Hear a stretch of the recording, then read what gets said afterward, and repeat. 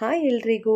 ಇವತ್ತು ಸೂಪರಾಗಿ ಹಾಗೆ ತುಂಬಾ ರುಚಿಯಾಗಿ ಮಾಡ್ಕೊಳ್ಳುವಂತಹ ಅಕ್ಕಿ ರೊಟ್ಟಿ ಅಥವಾ ತಾಳಿಪೆಟ್ಟನ್ನು ಯಾವ ರೀತಿ ಮಾಡೋದು ಅಂತ ನೋಡೋಣ ಬನ್ನಿ. ತಾಳಿಪೆಟ್ಟು ಮಾಡಲಿಕ್ಕೆ ಇಲ್ಲಿ ಸ್ವಲ್ಪ ಬಿಸಿಯಾಗಿರುವಂತಹ ಅನ್ನನ ನಾನು ರುಬ್ಬಿಡ್ಕೊಂಡಿದ್ದೀನಿ. ನಿಮಗೆ ಎಷ್ಟು ಬೇಕೋ ಅಷ್ಟನ್ನು ರುಬ್ಬಿಡ್ಕೊಳ್ಳಿ. ಫಸ್ಟು ಮಿಕ್ಸಿಲಿ ಹಾಕಿಟ್ಕೊಂಡ್ರೆ ಚೆನ್ನಾಗಿ ಸಣ್ಣದಾಗಿ ರುಬ್ಕೋಬೇಕು. ಅದಕ್ಕೆ ಸಣ್ಣದಾಗಿ ಹೆಚ್ಚಿಟ್ಟುವಂಥ ಈರುಳ್ಳಿ, ಹಾಗೆ ಕ್ಯಾರೆಟು, ಕ್ಯಾಬೇಜು, ಆಪ್ಷನಲ್ ನಿಮಗೆ ಯಾವ ತರಕಾರಿಗಳು ಬೇಕೋ ಅದನ್ನೆಲ್ಲನೂ ಕೂಡ ಹಾಕ್ಕೋಬೋದು. ಸ್ವಲ್ಪ ಕರಿಬೇವಿನ ಸೊಪ್ಪು, ಹೀಗೆ ಎಲ್ಲ ತರಕಾರಿಗಳನ್ನು ಹಾಕ್ಕೊಳ್ತಾ ಇದ್ದೀನಿ. ಬೇಕು ಅಂದರೆ ಬೀಟ್ರೋಟ್ ಕೂಡ ಸೇರಿಸ್ಕೋಬೋದು, ಕೊತ್ತಂಬರಿ ಸೊಪ್ಪು, ಇದೆಲ್ಲನೂ ಕೂಡ ಸೇರಿಸ್ಕೊಂಡು ಸ್ವಲ್ಪ ಅಚ್ಕಾರದ ಪುಡಿ, ಹಾಗೆ ಸ್ವಲ್ಪ ಧನಿಯಾ ಪುಡಿ, ಸ್ವಲ್ಪ ಗರಂ ಮಸಾಲ ಇಷ್ಟನ್ನು ಹಾಕ್ಕೊಂಡು ಚೆನ್ನಾಗಿ ಇದನ್ನು ಕಲಿಸ್ಕೊಳ್ತೀನಿ.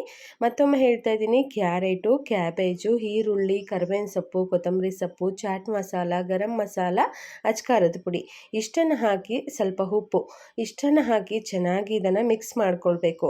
ಇದಕ್ಕೆ ಬೇಕಾಗಿರೋಷ್ಟು ಅಕ್ಕಿ ಹಿಟ್ಟನ್ನು ಸೇರಿಸ್ಕೊಳ್ತೀನಿ. ಬರೀ ಅನ್ನದಿಂದ ಮಾತ್ರ ಮಾಡೋದಕ್ಕೆ ಆಗೋದಿಲ್ಲ, ಬೇಕಾಗಿರೋಷ್ಟು ಅಕ್ಕಿ ಹಿಟ್ಟನ್ನು ಸೇರಿಸ್ಕೋಬೇಕಾಗತ್ತೆ. ನಿಮಗೆ ಅಕ್ಕಿ ಹಿಟ್ಟಲ್ಲಿ ಮಾಡೋದಕ್ಕೆ ಬರೋದಿಲ್ಲ ಅನ್ನೋರು ಸ್ವಲ್ಪ ಗೋಧಿ ಹಿಟ್ಟನ್ನು ಕೂಡ ಸೇರಿಸ್ಕೋಬೋದು.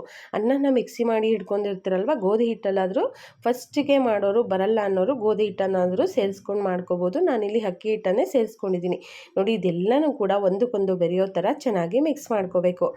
ಸ್ವಲ್ಪ ಸ್ವಲ್ಪನೇ ನೀರು ಹಾಕ್ಕೊಂಡು, ಸ್ವಲ್ಪ ನೀರು ಕಡಿಮೆ ಆದರೆ ಮಾತ್ರ ನೀರನ್ನು ಸೇರಿಸ್ಕೋಬೇಕು. ಇಲ್ಲಾಂದರೆ ಕರೆಕ್ಟಾಗಿತ್ತು ಅಂತ ಹೇಳಿದ್ರೆ ಹಿಟ್ಟನ್ನು ಚೆನ್ನಾಗಿ ನಾದಿ ಹಿಡ್ಕೋಬೇಕು.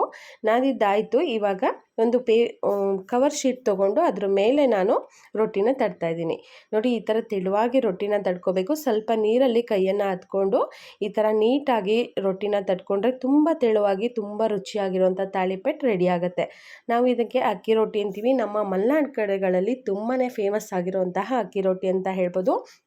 ಇದನ್ನು ವೀಕ್ಲಿ 3-4 ಟೈಮ್ಸ್ ನಾವು ಮಾಡ್ತೀವಿ ಅಕ್ಕಿ ರೊಟ್ಟಿ, ಅಥವಾ ಇದನ್ನು ಸಿಂಪಲ್ ಆಗಿ ಹಾಗೆ ಸಾದಾ ರೊಟ್ಟಿ ಅಥವಾ ತಾಳಿಪೆಟ್ಟು ಅಂತ ಕೂಡ ಹೇಳ್ತೀವಿ.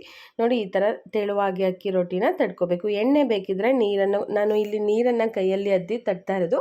ನೀವು ಬೇಕು ಅಂತ ಹೇಳಿದ್ರೆ ಎಣ್ಣೆಲ್ಲೂ ಕೂಡ ಮಾಡ್ಕೋಬೋದು. ನೋಡಿ, ಈ ಥರ ತೆಳುವಾಗಿ ತಡ್ಕೊಂಡು ಕಾದಿರೋ ಅಂಚಿಗೆ ಸ್ವಲ್ಪ ಎಣ್ಣೆನ ಹಾಕಿ ಚೆನ್ನಾಗಿ ಎರಡು ಕಡೆ ಬೇಯಿಸ್ಕೊಳ್ತೀನಿ. ತುಂಬಾ ಸಿಂಪಲ್, ತುಂಬ ರುಚಿಯಾಗಿರುತ್ತೆ. ಇದು ನಿಮಗೆ ಫಸ್ಟಿಗೆ ಬರೋಲ್ಲ ಅಂತ ಅನ್ನೋರು ಸ್ವಲ್ಪ ದಪ್ಪದಾಗಿ ಬೇಕಿದ್ರೂ ತಟ್ಕೊಳ್ಬೋದು. ಬಾಳೆದೆಲೆ ಮೇಲೂ ಕೂಡ ತಟ್ಕೊಳ್ಬೋದು, ತುಂಬಾ ಚೆನ್ನಾಗಿ ಬರುತ್ತೆ. ಇಲ್ಲ ಒಂದು ತೆಳುವಾಗಿರುವಂಥ ಬಟ್ಟೆ ಮೇಲೂ ಕೂಡ ನೀವು ತಟ್ಕೊಂಡು ಡೈರೆಕ್ಟ್ ಹಂಚಿ ಮೇಲೂ ಕೂಡ ಹಾಕ್ಬೋದು. ನನಗೆ ರೂಢಿ ಇರೋದ್ರಿಂದ ನಾನು ಕವರಲ್ಲೇ ಅದನ್ನು ತಟ್ಟಿರೋದು. ನೋಡಿ, ಈ ಥರ ಎರಡೂ ಕಡೆಯಲ್ಲೂ ಚೆನ್ನಾಗಿ ಬೇಯಿಸ್ಕೋಬೇಕಾಗತ್ತೆ. ಬೇಯೋದು ಸ್ವಲ್ಪ ನಿಧಾನ ಆಗುತ್ತೆ, ಅಕ್ಕಿ ಹಿಟ್ಟಲ್ವ, ಹಾಗಾಗಿ ಸ್ವಲ್ಪ ನಿಧಾನ ಅಂತ ಅನಿಸುತ್ತೆ. ಎರಡೂ ಕಡೆ ಚೆನ್ನಾಗಿ ಬೇಯಿಸ್ಕೊಂಡಾದ್ಮೇಲೆ ಇದನ್ನು ಕಾಯಿ ಚಟ್ನಿ ಅಥವಾ ಕೆಂಪು ಚಟ್ನಿಯೊಂದಿಗೆ ಸರ್ವ್ ಮಾಡಿಕೊಂಡ್ರೆ ತುಂಬಾ ಟೇಸ್ಟಿಯಾಗಿರುತ್ತೆ. ಒಂದು ಸಲ ಟ್ರೈ ಮಾಡಿ ನೋಡಿ, ತುಂಬಾ ಇಷ್ಟಪಡ್ತಾರೆ ಮಕ್ಕಳಂತೂ. ಮಕ್ಕಳಿಗೆಲ್ಲ ದೊಡ್ಡವ್ರಿಗೂ ಕೂಡ ತುಂಬಾ ಇಷ್ಟ ಆಗುತ್ತೆ ಅಂತ ಹೇಳ್ಬೋದು. ನಾನು ಹೇಳಿದ್ನಲ್ಲ, ಇದಕ್ಕೆ ಕ್ಯಾಪ್ಸಿಕಮ್, ಬೀನ್ಸ್, ಇಲ್ಲ ಎಲ್ಲ ಕಾಳುಗಳನ್ನು ಕೂಡ ನೆನೆ ಇಟ್ಟು ಕೂಡ ಮಾಡ್ಕೋಬೋದು. ರುಬ್ಬಿ ಮಾಡಿಕೊಂಡ್ರೆ ಅದು ಕೂಡ ಸಖತ್ ಟೇಸ್ಟಿಯಾಗಿರುತ್ತೆ. ನೋಡಿ, ಈ ಥರ ಎರಡೂ ಕಡೆಯಲ್ಲೂ ಚೆನ್ನಾಗಿ ಬೇಯಿಸ್ಕೊಳ್ತೀನಿ. ಒಂದು ಆಹ್ಲಾದಕರ ಹಾಗೂ ರುಚಿಯಾಗಿರುವಂತಹ, ದೇಹಕ್ಕೆ ಹಿತವಾಗಿರ್ತಕ್ಕಂತಹ, ಹಾಗೆಯೇ ಒಂದು ಆರೋಗ್ಯಕರವಾಗಿರ್ತಕ್ಕಂತಹ ಅಕ್ಕಿ ರೊಟ್ಟಿ ಅಂತಲೇ ಹೇಳ್ಬೋದು. ತುಂಬಾ ಚೆನ್ನಾಗಿರುತ್ತೆ. ನೋಡಿ, ಈ ಥರ ಬಂದಿದೆ.